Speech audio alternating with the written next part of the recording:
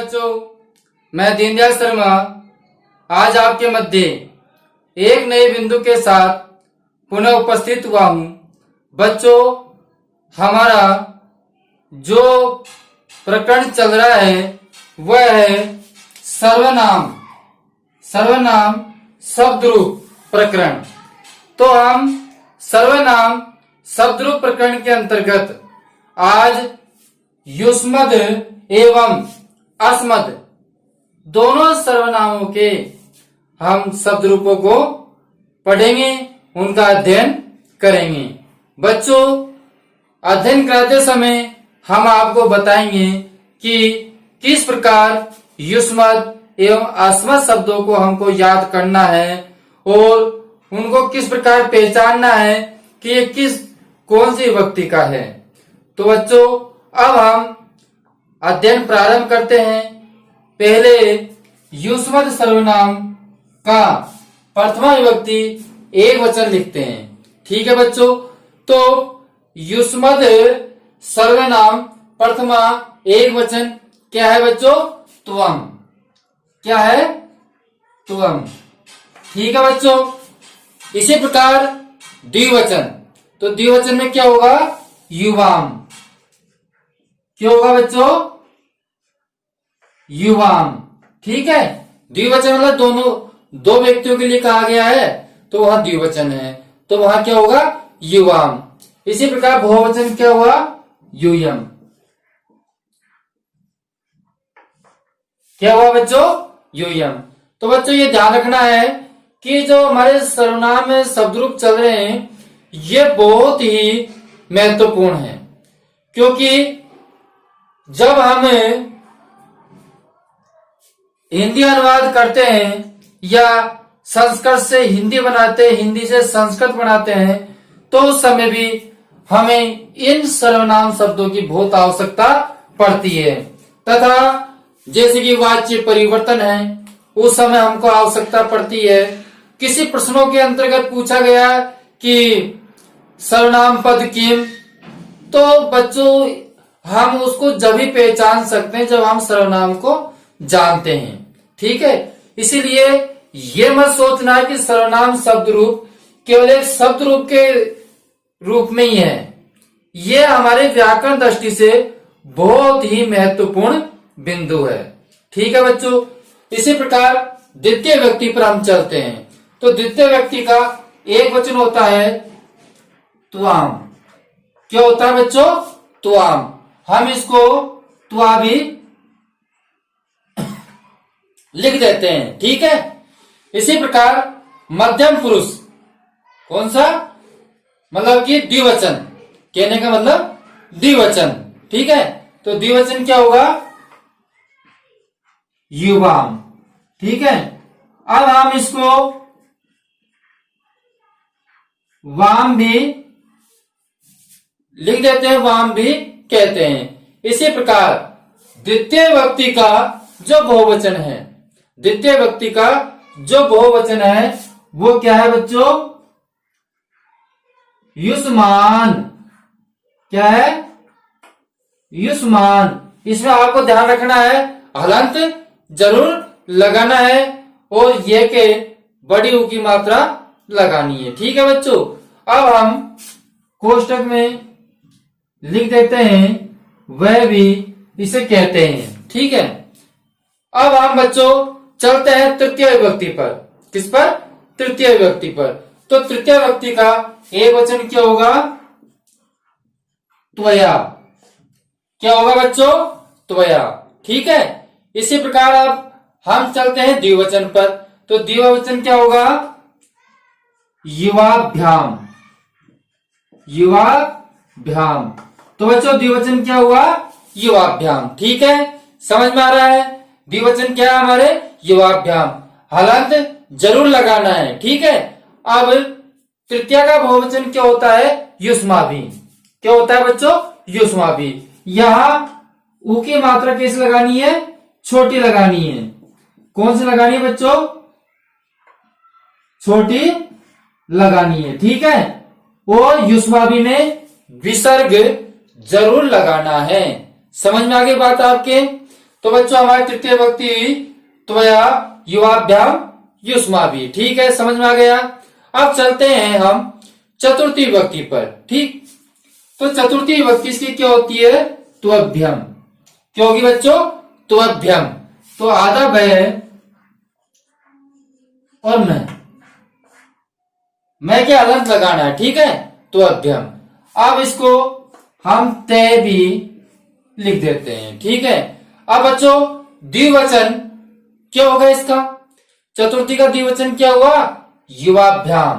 बच्चों द्विवचन तो आपको याद होना ही चाहिए, क्योंकि द्विवचन मैंने आपको इतने वीडियो बता दिए, तो आप द्विवचन को तो तुरंत समझ जाएंगे कि अब इसमें क्या क्या आना है। ठीक है, तो युवाभ्याम भी है, हम इसको वाम भी लिख सकते हैं। ठीक है, अब आगे चलिए चतुर्थी का बहुवचन। क्या बच्चों? चतुर्थी का बहुवचन। तो चतुर्थी का बहुवचन क्या होगा? युष्मभ्यम। युष्म करेंगे और उसके बाद में भयम। क्या लिख देंगे? बह, यह और मैं। ठीक है बच्चों, युष्मभ्यम। ठीक है, अब देखिए इसको आप कोष्टक में वे भी लिख दो।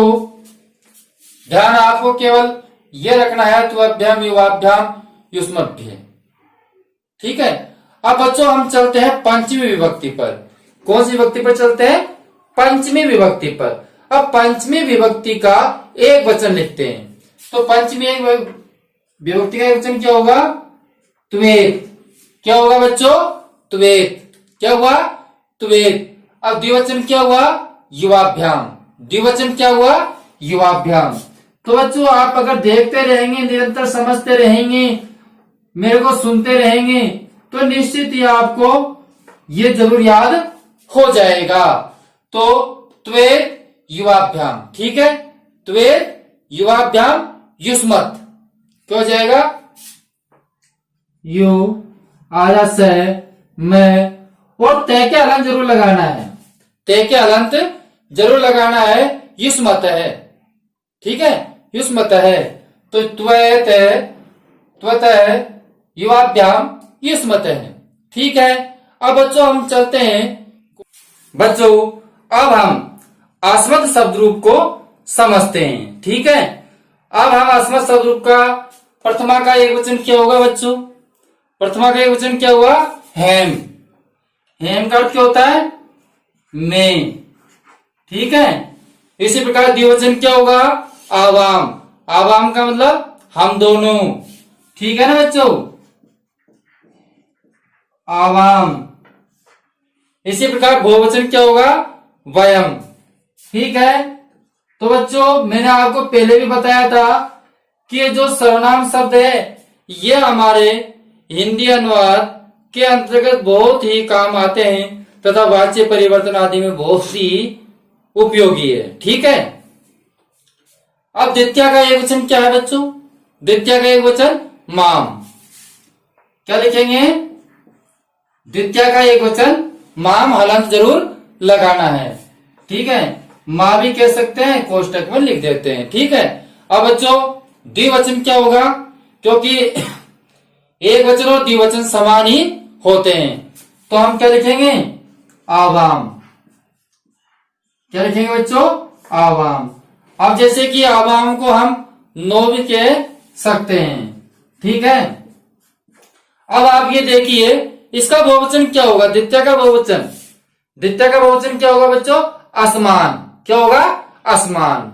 ठीक है, ये ध्यान रखना है आपको। द्वितीय का बहुवचन क्या होगा? आसमान। अब ये बताइए आसमान पे हम क्या लगाएंगे? हलंत जरूर लगाएंगे। ठीक है बच्चों, इतने सारे आपने शब्द रूप समझे, तो आपको ये तो ध्यान हो गया है कि हमको कहाँ हलंत लगाना है और न करने लिख सकते हैं। ठीक है, इसी प्रकार हम चलते हैं अब तृतीय विभक्ति पर। कौन सी पे बच्चों? तृतीय विभक्ति पर। तो तृतीय विभक्ति क्या होगी? माया। तृतीय विभक्ति क्या होगी बच्चों? तृतीय विभक्ति एक वचन क्या है? माया। ठीक है, तृतीय व्यक्ति एकवचन क्या हुआ? मया। और द्विवचन क्या होगा? आवाभ्याम। द्विवचन क्या होगा? आवाभ्याम। ठीक है बच्चों, द्विवचन क्या हुआ? आवाभ्याम। ठीक है, समझ में आ गया। अब इसी प्रकार बहुवचन क्या होगा? अस्माभि। बहुवचन क्या होगा बच्चों? अस्माभि। अब ये ध्यान रखना, अस्माभि पे आपको विसर्ग जरूर ही लगाना है। ठीक है, समझ में आ रही बात? अब देखिए, अब हम करते हैं चतुर्थी एक वचन। चतुर्थी एक वचन अधिकांश पूछ ली भी जाती है और इससे वाक्य बहुत ज्यादा बनते हैं। तो बच्चों, चतुर्थी एक वचन कौन सा हुआ? महायम। महायम है ना? ठीक है, और इसको हम मैं भी कह सकते हैं। अब देखिए द्विवचन क्या होगा? आवाभ्याम। द्विवचन क्या होगा बच्चों? आवाभ्याम। अब हम इसको नौ भी लिख सकते हैं। ठीक है, अभी देखिए चतुर्थी का बहुवचन क्या होगा? चतुर्थी का बहुवचन क्या है बच्चों? अस्मभ्यम। क्या है? ए आधा से मैं। ठीक है, यहां तक तो आपको लिखना है, और बाकी जो हम सभी शब्द रूपों में लिखता है वो लिखना है। भयम। ठीक है, तो भयम हम शब्द रूपों में सब में लिखते हुए आए हैं, तो अस्मभ्यम। ठीक है, इसको ने भी कह सकते हैं, संबोधित है। अब देखिए पंचमी विभक्ति का एक वचन। पंचमी का एक वचन, पंचमी का एक वचन क्या होगा? मत है। ठीक है, और द्विवचन क्या होगा? आवाभ्याम। ठीक है बच्चों, आवाभ्याम। आपको द्विवचन में तो आपको याद ही हो गया होगा कि कुछ ज्यादा शब्द नहीं है, 3 शब्द पूरे याद करने होते हैं, क्योंकि प्रथमा और द्वितीया एक समान होती है, तृतीया चतुर्थी और पंचमी एक समान होती है। ठीक है, समझ में आ गई बात? अब हम पंचमी का जो बहुवचन है, पंचमी का कौन सा बच्चों बहुवचन है, वो क्या होगा? अस्मत्। क्या होगा? अस्मत्। ते क्या आपको हलन जरूर लगाना है, ते क्या हलन जरूर लगाना है, शब्द क्या बनेगा? अस्मत् है। ठीक है, समझ में आ गया बात? अब चलते हैं हम षष्ठी विभक्ति पर। कौन सी पे बच्चों? षष्ठी विभक्ति पर। तो षष्ठी विभक्ति का एक वचन क्या होगा? मम। क्या होगा? मम। अब इसमें हलंत नहीं लगाना, ये ध्यान से सुन लेना। मम है शब्द में हलंत नहीं लगाना है। आपका कोष्टक में लिख दीजिए मय। अब बच्चों द्विवचन क्या होगा? आवयव। द्विवचन क्या होगा? आवयव। कोष्टक में 9 लिख दीजिए। तो द्विवचन क्या होगा? आवयव। इस आवयव के साथ में हमको विसर्ग भी जरूर लगाना है। ठीक है, समझ में आ गई बात? अब षष्ठी का जो बहुवचन है वो क्या होगा? अस्माकम। क्या होगा बच्चों? अस्माकम। षष्ठी का बहुवचन क्या हुआ? अस्माकम। अस्माकम। तो षष्ठी का बहुवचन क्या हुआ? अस्माकम। मैं क्या आपको हलन जरूर लगाना है। समझ में आ गई बात? अब आगे चलिए सप्तमी विभक्ति पर। कौन सी विभक्ति बच्चों? सप्तमी। तो सप्तमी विभक्ति का एक वचन क्या होगा? मई। मैं ये के छोटी की मात्रा। ठीक है, मई। अब द्विवचन क्या होगा? आवयु। क्योंकि आपको ध्यान है अब तक इतने शब्द रूप पढ़े आपने कि षष्ठी और सप्तमी का द्विवचन एक समान ही होता है, इसलिए क्या है? आवयु। तो बच्चों जो एक समान होता है उनको आपको याद रखना है। ठीक है, उनको आपको क्या करना है? याद रखना है, और शेषों को आपको पहचानना है।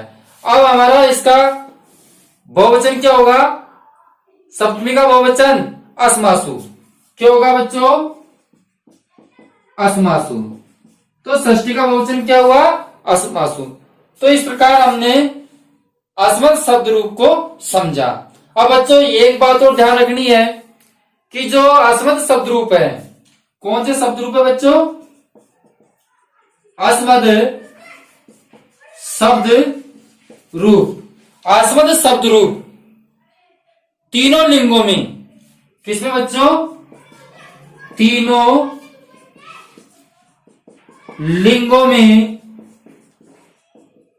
समान चलते हैं। मतलब तीनों लिंगों में समान चलते हैं, तीनों लिंगों में समान होते हैं। ये समान होते हैं तीनों लिंगों में। हम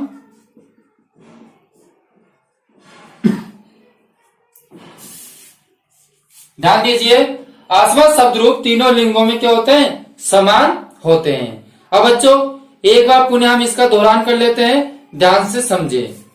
जैसे कि प्रथमा एक वचन हेम आवाम वयम, हेम आवाम वयम, कौन सी? प्रथमा एक वचन। इसी प्रकार द्वितीया माम आवाम अस्मान, माम आवाम अस्मान, कौन सी? द्वितीया। द्वितीय विभक्ति एक वचन क्या है? माम, द्विवचन क्या है? आवाम, और बहुवचन क्या है? अस्मान। इसी प्रकार तृतीया एक वचन मया, द्विवचन आवाभ्याम और बहुवचन अस्माभि। बच्चों तृतीय विभक्ति पुनः सुनिए, एक वचन मया, द्विवचन आवाभ्याम और बहुवचन अस्माभि। इसी प्रकार चतुर्थी एक वचन म्याहाम, द्विवचन आवाभ्याम और बहुवचन अस्माभ्याम। ठीक है। इसी प्रकार पंचमी एक वचन मत है, इसके हलन जरूर लगाना है आपको, ध्यान से सुन लेना। मत है और द्विवचन आवाभ्याम और बहुवचन अस्मत है। समझ में आ गई बात? इसी प्रकार षष्ठी एक वचन मम है, द्विवचन आवायो आवयो और बहुवचन अस्माकम, कौन सी का? षष्ठी का। ठीक है। इसी प्रकार सप्तमी का एक वचन मई, द्विवचन आवयो और बहुवचन अस्मासु, बहुवचन अस्मासु। तो बच्चों इस प्रकार हमारा आस्मद शब्द रूप पूर्ण हुआ। ये हमारे सर्वनाम के शब्द रूप चल रहे थे। ठीक है बच्चों, तो आपको हमारा वीडियो पसंद आया होगा तो वीडियो को जरूर आप लाइक करें। जिन्होंने अभी चैनल को सब्सक्राइब नहीं कर रखा है तो लाल बटन दबा करके चैनल को जरूर सब्सक्राइब करें। बच्चों अब हम अगले वीडियो में आपसे फिर मिलेंगे, जब तक के लिए हम आपसे विदा लेते हैं। धन्यवाद।